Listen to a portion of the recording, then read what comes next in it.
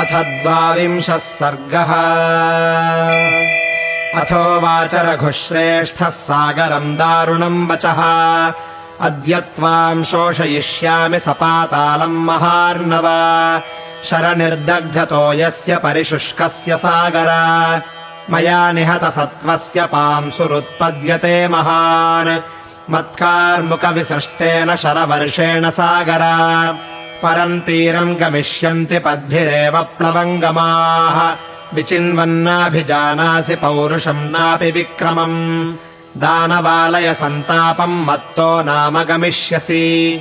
ब्राह्मेणास्त्रेण संयोज्य ब्रह्मदण्डनिभम् शरम्। संयोज्य धनुषि श्रेष्ठे विचकर्ष महाबलः। तस्मिन् विकृष्टे सहसा राघवेण शरासने। रोदसी सम्पफालेव पर्वताश्च चकम्पिरे। तमश्च लोकमावव्रे दिशश्च न चकाशिरे। प्रतिचुक्षुभिरे चाशु सरांसि सरितस्तथा। तिर्यक् च सह नक्षत्रैः सङ्गतौ चन्द्रभास्करौ। भास्करांशुभिरादीप्तम् तमसा च समावृतम्। प्रचकाशे तदाकाशमुल्काशतविदीपितम्। अन्तरिक्षाच्च निर्घाता निर्जग्मुरतुलस्वनाः। वपुः प्रकर्षेण वपुर्दिव्यमारुतपङ्क्तयः। बभञ्ज च तदा वृक्षान् जलदानुद्वहन्मुहुः।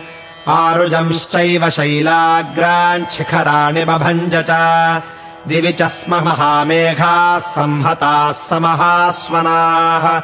मुमुचुर्वैद्युतानग्नींस्ते महाशनयस्तदा। यानि भूतानि दृश्यानि चुक्रुषुश्चाशनयः समम्। अदृश्यानि च भूतानि मुमुचुर्भैरवस्वनम्। शिशिरे चाभिभूतानि सन्त्रस्तान्युद्विजन्ति च। सम्प्रविव्यथिरे चापि न च पस्पन्दिरे भयात्।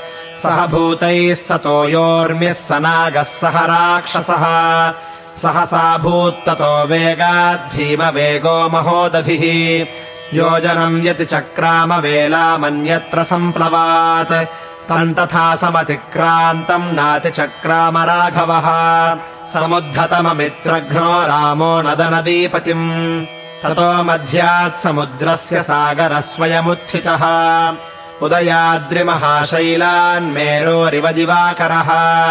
पन्नगैः सह दीप्तास्यैः समुद्रः प्रत्यदृश्यत। स्निग्धवैदूर्यसङ्काशो जाम्बूनदविभूषणः। रक्तमाल्याम्बरधरः पद्मपत्रनिभेक्षणः। सर्वपुष्पमयीम् दिव्याम् शिरसा धारयन् स्रजम्। जातरूपमयैश्चैव तपनीयविभूषणैः। आत्मजानाम् च रत्नानाम् भूषितो भूषणोत्तमैः। धातुभिर्मण्डितः शैलो विविधैर्हिमवानिव। एकावलीमध्यगतम् तरलम् पाण्डरप्रभम्। विपुलेनोरसा बिभ्रत्कौस्तुभस्य सहोदरम्। आघूर्णिततरङ्गौघः कालिकानिलसङ्कुलः। गङ्गासिन्धुप्रधानाभिरापगाभिः समावृतः। उद्वर्तितमहाग्राहः सम्भ्रान्तोरगराक्षसः। देवतानाम् स्वरूपाभिर्नानारूपाभिरीश्वरः। सागरः समुपक्रम्य पूर्वमामन्त्र्य वीर्यवान्। अब्रवीत् प्राञ्जलिर्वाक्यम् राघवम् शरपाणिनम्। पृथिवी वायुराकाशमापो ज्योतिश्च राघव। स्वभावे सौम्यतिष्ठन्ति शाश्वतम् मार्गमाश्रिताः। तत्स्वभावो ममाप्येष यदगाधोऽहमप्लवः। विकारस्तु भवेद्गाध एतत्ते प्रवदाम्यहम्। न कामान्न च लोभाद्वा न भयात् पार्थिवात्मजा।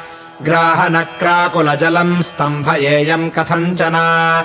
विधास्येयेन गन्तासि विषहिष्येऽप्यहम् तथा। न ग्राहाविधमिष्यन्ति यावत् सेना तरिष्यति। हरीणाम् तरणे राम करिष्यामि यथा स्थलम्। तमब्रवीत्तदा रामः शृणु मे वरुणालय। अमोघोऽयम् महाबाणः कस्मिन् देशे निपात्यताम्। रामस्य वचनम् श्रुत्वा तम् च दृष्ट्वा महाशरम्।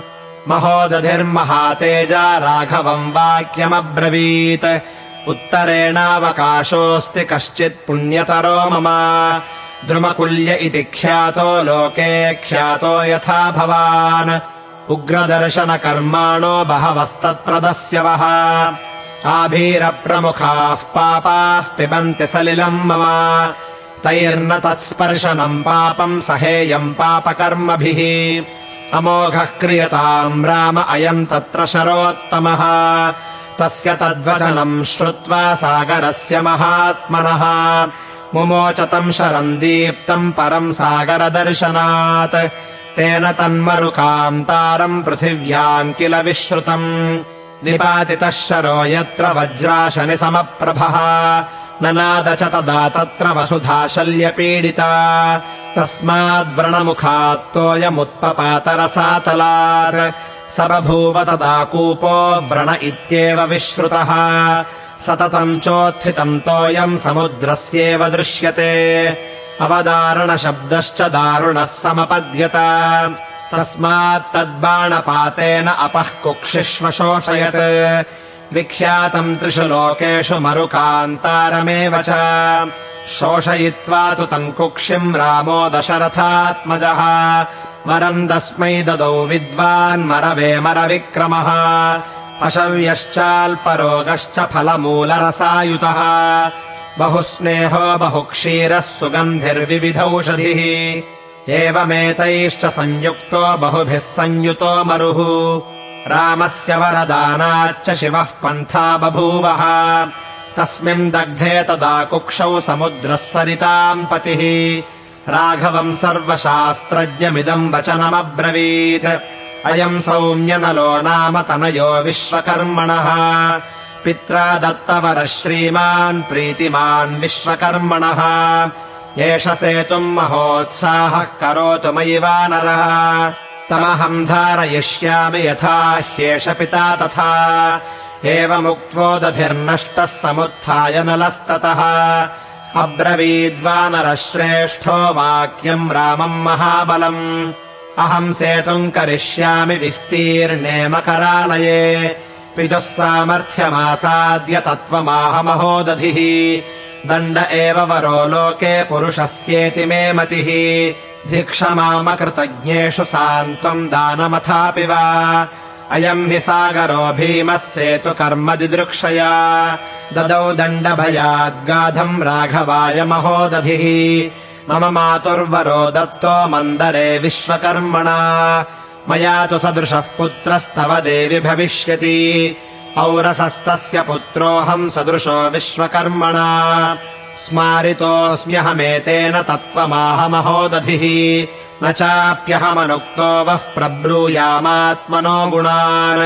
समर्थश्चाप्यहम् सेतुम् कर्तुम् वैवरुणालये तस्मादद्यैव बध्नन्तु सेतुम् वानरपुङ्गवाः ततो विसृष्टा रामेण सर्वतो हरिपुङ्गवाः उत्पेततुर्महारण्यम् हृष्टाः शतसहस्रशः तेन गान्नगसङ्काशाः शाखा मृगगणर्षभाः बभञ्जुः पादपांस्तत्र प्रचकर्षुश्च सागरम् ते सालैश्चाश्वकर्णैश्च धवैर्वंशैश्च वानराः कुटजैरर्जुनैस्तालैस्तिलकैस्तिनिशैरपि बिल्वकैः सप्तपर्णैश्च कर्णिकारैश्च पुष्पितैः चूतैश्चाशोकवृक्षैश्च सागरम् समपूरयन् समूलांश्च विमूलांश्च पादपान् हरिसत्तमाः इन्द्रकेतूनिवोद्यम्य प्रजह्रुर्वानरास्तरून् तालान् दाडिमगुल्मांश्च नारिकेलविभीतकान् करीरान् बकुलान् निम्बान् समाजह्रुरितस्ततः हस्तिमात्रान् महाकायाः पाषाणांश्च महाबलाः पर्वतांश्च समुत्पाट्य यन्त्रैः परिवहन्ति च प्रक्षिप्य बाणैरचलैः सहसा जलमुद्धृतम् समुत्ससर्प चाकाशमवासर्पत्ततः पुनः समुद्रम् क्षोभयामासुर्निपतन्तः समन्ततः सूत्राण्यन्ये प्रगृह्णन्ति ह्यायतम् शतयोजनम् नलश्चक्रे महासेतुम् मध्ये नदनदीपतेः स तदा क्रियते सेतुर्वानरैर्घोरकर्मभिः दण्डानन्ये प्रगृह्णन्ति विचिन्वन्ति तथा परे वानरैः शतशस्तत्र रामस्याज्ञापुरःसरैः मेघाभैः पर्वताभैश्च तृणैः काष्ठैर्बबन्धिरे पुष्पिताग्रैश्च तरुभिः सेतुम् बध्नन्ति वानराः पाषाणांश्च गिरिप्रख्यान् गिरीणाम् शिखराणि च दृश्यन्ते परिधावन्तो गृह्यदानवसन्निभाः शिलानाम् क्षिप्यमाणानाम् शैलानाम् तत्र पात्यताम् बभूवतु मुलः शब्दस्तदा तस्मिन्महोदधौ कृतानि प्रथमेनाह्ना योजनानि 14 प्रहृष्टैर्गजसङ्काशैस्त्वरमाणैः प्लवङ्गमैः द्वितीयेन तथैवाह्ना योजनानि तु 20 कृतानि प्लवगैस्तूर्णम् भीमकायैर्महाबलैः अह्ना तृतीयेन तथा योजनानि तु सागरे त्वरमाणैर्महाकायैरेकविंशतिरेव च चतुर्थेन तथा चाह्ना 22 वा योजनानि महावेगैः कृतानि त्वरितैस्ततः पञ्चमेन तथा चाह्ना प्लवगैः क्षिप्रकारिभिः योजनानि 23 सुवेलमधिकृत्य वै स वानरवरः श्रीमान् विश्वकर्मात्मजो बली बबन्धसागरे सेतुम् यथा चास्य पिता तथा सनलेन कृतः सेतुः सागरे मकरालये शुशुभे सुभगः श्रीमान् स्वातीपथ इवाम्बरे ततो देवाः स गन्धर्वाः सिद्धाश्च परमर्षयः आगम्य गगने तस्थुर्द्रष्टुकामास्तदद्भुतम् 10 योजन विस्तीर्णम् 100 योजनमायतम् ददृशुर्देव गन्धर्वा नलसेतुम् सुदुष्करम् आप्लवन्तः प्लवन्तश्च गर्जन्तश्च प्लवङ्गमाः तमचिन्त्यमसह्यम् च ह्यद्भुतम् लोमहर्षणम् ददृशुः सर्वभूतानि सागरे सेतुबन्धनम् तानि कोटिसहस्राणि वानराणाम् महौजसा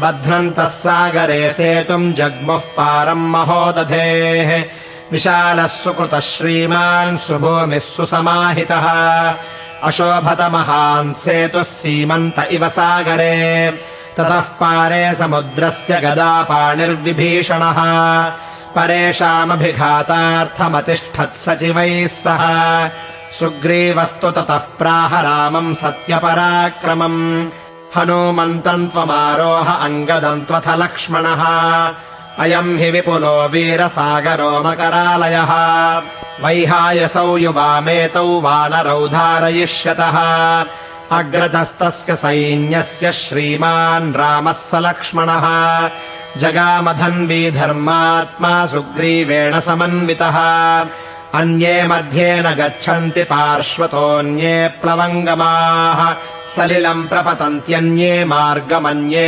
प्रपेदिरे केचिद्वैहायसगताः सुपर्णा इव पुप्लुवुः घोषेण महता घोषम् सागरस्य समुच्छ्रितम् भीममन्तर्दधे भीमा तरन्ती हरिवाहिनी वानराणाम् हि सा तीर्णा वाहिनी नलसेतुना तीरे दिविविशे राज्ञो बहुमूलफलोदके तदद्भुतम् राघव कर्म दुष्करम् समीक्ष्य देवाः सह सिद्धचारणैः उपेत्य रामम् सहसा महर्षिभिस्तमभ्यषिञ्चन् सुशुभैर्जलैः पृथक् जयस्व शत्रून्नरदेव मेदिनीम् ससागराम् पालय शाश्वतीः समाः इतीव रामम् नरदेव सत्कृतम् शुभैर्वचोभिर्विविधैरपूजयन् इत्यार्षे श्रीमद् रामायणे वाल्मीकीये आदिकाव्ये युद्धकाण्डे 22 सर्गः।